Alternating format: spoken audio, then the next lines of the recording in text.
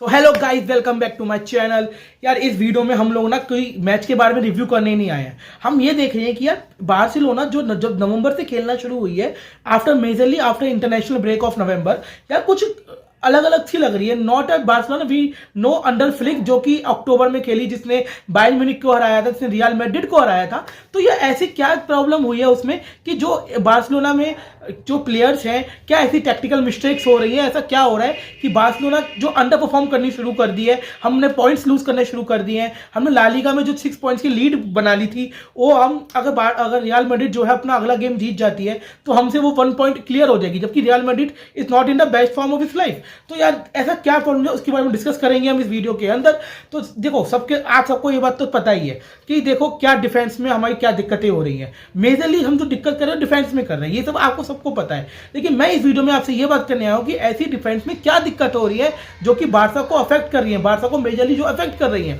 तो देखिए यार, जो कुबार्सी और जो हमारी इनिगो मार्टिनेज की सेंटर बैक पेयरिंग है, जो मुझे लगता है कि यही मेन कारण है हमारा जो डिफेंस में हमारी प्रॉब्लम होनी शुरू हुई है। देखिए, अगर हम इनिगो मार्टिनेज के बारे में बात करें, जो कि जिसका ट्रांसफर बार्सिलोना में फ्री ट्रांसफर हुआ था from athletic Bilbao. Athletic Bilbao आपको पता है कि ला लीगा खेलती है, लेकिन चैंपियंस लीग में इतना अच्छा परफॉर्म नहीं करती है, क्वालीफाई भी नहीं करती। तो यार सिंपल सी बात है, उसको इतने सारे गेम्स खेलने की आदत नहीं है। उसको 1 वीक का रेस्ट के बाद गेम खेलने की आदत है। शुरुआत में क्या था, वो फ्रेश था तो रिकवर कर पा रहा था, more good on the ball, reflex उसके अच्छे थे, उसका जो डिसिप्लिनरी एक्शन था वो अच्छा था। तो इसीलिए क्या हो रहा था कि हमारी जो डिफेंस जो ऑर्गेनाइजेशन थी वो अच्छी जा रही थी। बीच में बाल्डे को इंजरी भी हो गई हमारे, है ना, उसकी जगह हेक्टर फोर्ड खेला। हमने राइट बैक पे कुंडे के थोड़े डिजास्टर क्लास भी हुए, तो उसने गलती करी थी, जैसे for example against Celta Vigo, I guess वो सेल्ता विगो वाला गेम था। तो यार मेन बात क्या हुआ, इनिगो मार्टिनेज का अब हो गया है, वो उसको ना रेस्ट चाहिए। अब वो जो है अपनी उस तरीके से परफॉर्म नहीं कर पा रहा है जैसे वो पहले परफॉर्म कर रहा था। बीच में जैसे कुबार्सी को भी इंजरी हुई।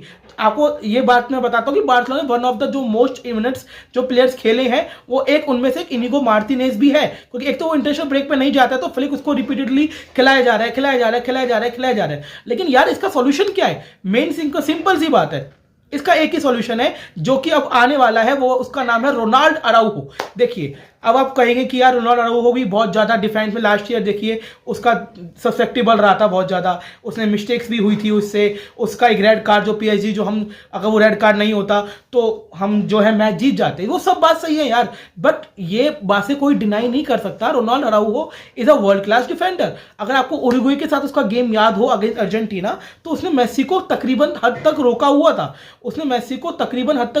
था। तो ही इज दैट गुड। और लेकिन अगर आपको याद हो, लास्ट ईयर हमने एल क्लासिको खेले फ्रॉम लास्ट 2-3 ईयर से, या फिर लास्ट ईयर हम पीएसजी के खिलाफ अवे गेम जो था, उसमें उसने एम्बाप्पे और विनी दोनों को लेफ्ट फ्लैंक पे बिल्कुल नल आउट कर दिया था। ऐसे मीम्स बने थे ना, आप सबने मीम्स शेयर किए थे, Vini and Mbappe are in pocket of Araujo, है ना, Araujo pocketed Vini and Mbappe. तो सिंपल सी बात है यार, जो मुझे लग रहा है कि अब अराउहो के आने से हमारी जो डिफेंस की लाइन में जो एक नई एनर्जी आएगी। और ही इज सो गुड, देख he is athletic, he is physical, he is pacy. Main बात है वो बहुत पेसी है।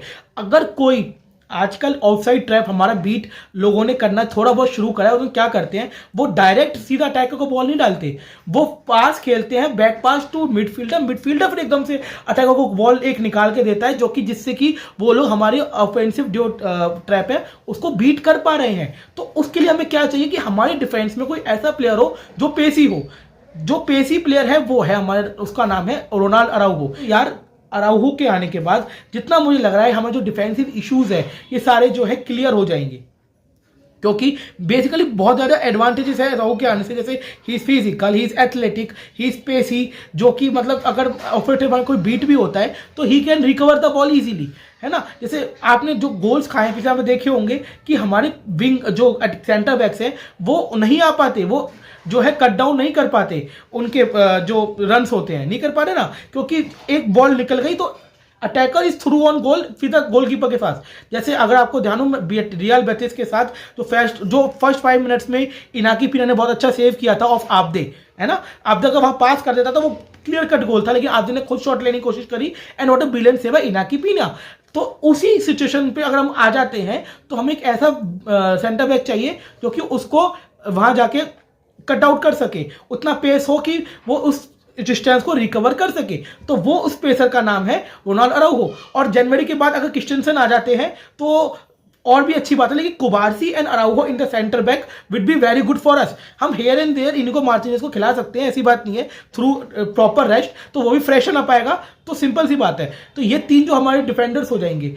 या देखो, अब हमें इसको जो फ्लिक को कॉल करना है कि कुंडे को ही राइट बैक लगा के रखे, और कुंडे भी आता है हमारे सेंटर बैक तो भी कोई दिक्कत नहीं है, he is also so much spacey. तो सिंपल सी बात है, कुंडे को राइट बैक रखे हो तो राहुल अराइवो को सेंटर बैक कर लो, अगर राहुल अराइवो को राउट बैक करना है तो कुंडे को सेंटर बैक कर लो।